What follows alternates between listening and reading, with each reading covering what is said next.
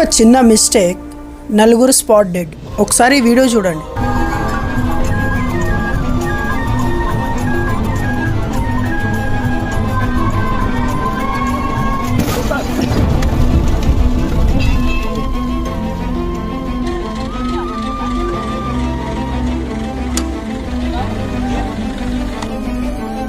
మధ్యప్రదేశ్లోని బేతుల్లో జరిగింది ఇన్సిడెంట్. ఒక హైవేపై ఒక కార్ ఆయన నార్మల్గానే వెళ్తున్నాడు. ఆ టైంలో ఎవరు రాంగ్ రూట్ ఎక్స్పెక్ట్ చేయరు. నార్మల్గానే వెళ్తున్నాడు. ఆ టైంలో ఎవరు రాంగ్ రూట్లో ఎవరు వచ్చినా పెద్దగా కనిపించదు. శాంతంగా వెళ్తున్నాడు. ముందు నుంచి ఒక బైక్ మీద ముగ్గురు, ఇద్దరు అమ్మాయిలు ఒక అబ్బాయి రాంగ్ రూట్లో వస్తున్నారు. వచ్చేదేదో సైడ్ నుంచి రావాలి. డైరెక్ట్ అందరూ వెళ్ళే రూట్ అది.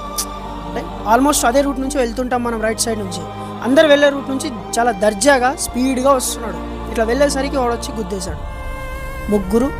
ఆ ముగ్గురు స్పాట్ డెడ్. కార్లో ఉన్న ఇతను కూడా డెడ్. ఒక్కడు రాంగ్ రూట్లో రాకపోయి ఉంటే వీళ్ళు ఇద్దరు బతికేవాళ్ళు. ఈ కార్లో ఉన్న ఆయన కూడా బతికేవాడు. డే టైంలో రాంగ్ రూట్లో వెళ్తున్నప్పుడు ఎవరైనా వచ్చే కనిపిస్తారు, సడన్గా ఆపడానికి కూడా ఛాన్స్ ఉంటుంది.